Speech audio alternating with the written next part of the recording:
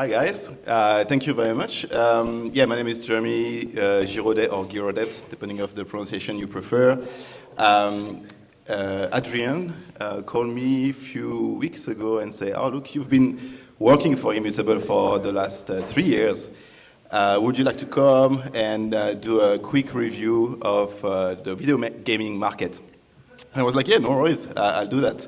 Then I hang up the phone and I was like, oh, I've been working for 3 years at Immutable and actually I have no idea what's happening out there. I've been spending my time coding, and I didn't know what was the big player out there. So thanks for the opportunity for me to dive into this. So today I'm going to just introduce a very high level state of the market. 2024, the data runs up to Q3 2024, so end of September.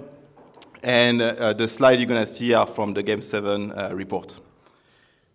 But first of all, a little bit about myself. So as I said, my name is Jeremy. I've spent 15 years in Australia, Sydney. I've been working for startups, like 7 startups. I love startups. This is my go-to. The last one was Immutable, joined November 2021. The last biggest bullish markets, things were getting crazy out there. Everyone was talking about billion, champagne and boats. That was really a good TV moment. After that, I moved in Barcelona, beautiful city of Barcelona for family reason. And I've now set up my business CryptoVista, which helps onboarding user into video gaming. A couple of icons here, GA, I've done GA in London. If there are any alumni in the room, please hit me up after. And TS is basically TypeScript. Sorry for the one that don't like TypeScript, but that's basically my stack. That's where I spend most of my time, back end, front end. Here we go. What is Web3 gaming? So have anyone played, or who has played a Web3 gaming in their own life? 1, 2, 3, 4. All right, so that's kind of 20% or something like this. So it's good to explain what's a Web3 gaming. We heard about this a lot. My definition of Web3 gaming would be just a game where you can gain by NFT or token that are obviously on the blockchain. So that's basically the definition as far as I make it. What's the value? The first one is the most important one, is the digital ownership. So if you play Web3 gaming, when you get those NFT and token, they belong to you. They don't belong to the studio. They belong to you forever. And the second value is the secondary market. Because they belong to you, you can go on any market, trade, buy, sell NFT directly there. Third one is I hate this word.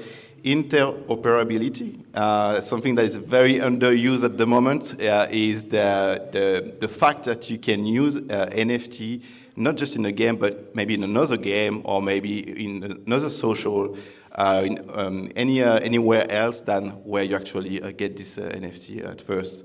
The fourth one is the trust. Everything is on the blockchain. Some video games start to put their game economy on smart contract as well, so anyone can go there and look at what the game are doing.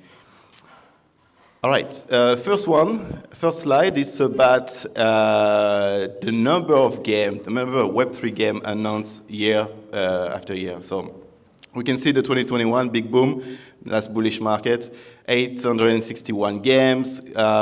That curve is going down until 2024, and we can see that the curve of, so this is a salmon color at the bottom, but the one at the bottom is the game that have been stopped.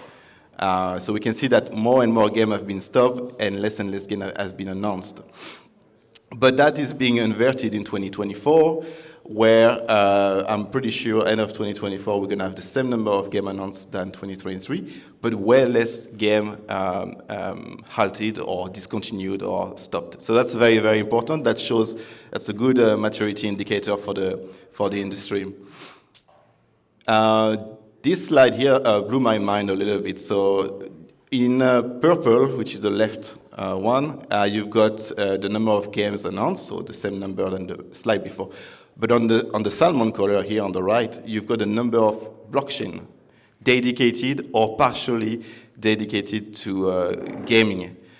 Look at 2024 numbers, 263 games announced and 104 blockchain dedicated or partially dedicated to games announced, which, if you take that into the real life, it's like you got 263 games and 104 console launched the same year.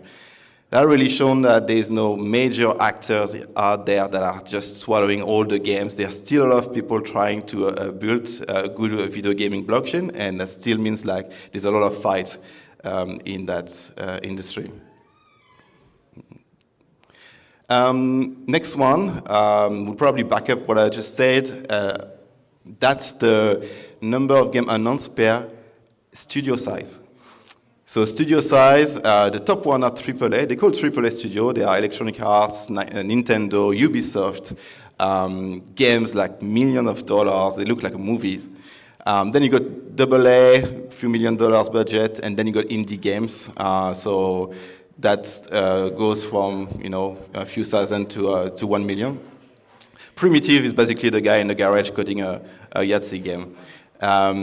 So you can see here on 2024, like up to 85% of those games have been done by Primitive or a small indie game. So why do we have that? It's because AAA studios spend millions of dollars and takes 10 years sometimes to create a video game, right? Blockchain technology is so, for video gaming and in general, is so volatile and unstable that AAA games are not going are not going that path at the moment. And the smaller team with smaller budget that can afford to launch a game and fail are actually the one jumping on Web3 gaming. The one on platform and distribution, all right. So there's one thing very interesting. Up to 2023, the platform, so where you can play those games, were web browser, PCs, and mobile. That were the 3-1, sharing the market, 30% each, well, a third each. But then in 2024, we've got this blue box here, which is Telegram. Telegram got 21% almost of the market share for Web3 gaming. We don't know why they went there, but actually it makes sense. They have a lot of users, and those games are actually almost, sorry for the word, but stupid. It's called tap and earn, I think. So you got a coin, you go, you tap, up, you got some coins. But it works. It works so well, and it will be very interesting to know what those guys will do by the end of the year. As opposed to Telegram, Epic Game Store, the biggest online video game store. So those guys are the serious guys out there. If your games is in Epic Store, it means like you consider as a serious player. You can see the curve here, slightly linearly growing, up to 173 games in Epic Store as of today. It's not a lot, but it is. So it means that they are not totally against Web3, but they haven't yet pushed Web3. They haven't created a Web3 section. So they're kind of here. They don't want to miss the train, but they're not pushing very far. The other platform is called Steam, and Steam basically ban every Web3 games. So at least Epic has a nice intention. Blockchain stack. This one, just to show you the trend of L3 into 2024, we've got 41%, 42% of games being developed on L3. L3, why? Because we know L3 provides more fine-tuning for your games, and games are very different. So casual game, RPG, or any other type of game will need a very specific features of the blockchain. So L3 seems to be a good guy for that. Network competition. Let me know if I'm running over time. Network competition.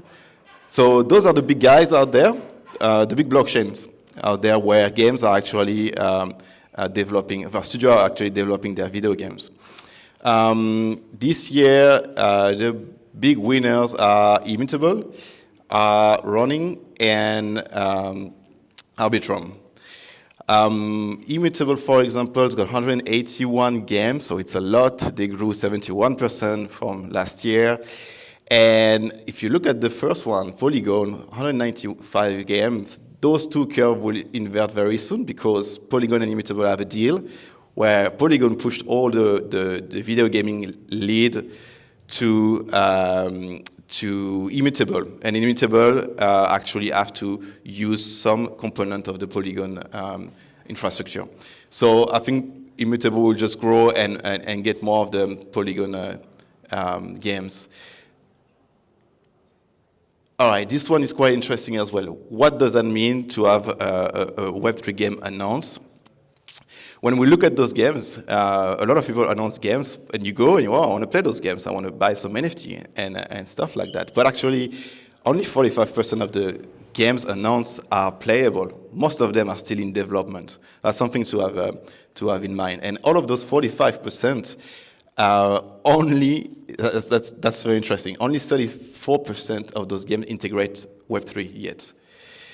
Why? Is because we know that Web3 for Web2, for the mainstream user, are very complex, wallets, seed phrase, all those stuff. And we know it's a very competitive market, and you need to build a good Web2 games first. And that's what people do. They just invest in Web2, having a good Web2 games, make sure that the players are hooked and they will stay for at least 30 days, and then start to introduce bit by bit some Web3 pieces. So that's why we've got this pie chart here.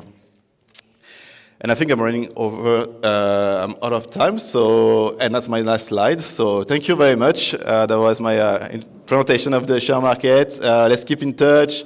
This is my contact details, and please hit me up, do anything. I'll be super happy to meet the Web3 community here in Barcelona. Thank you.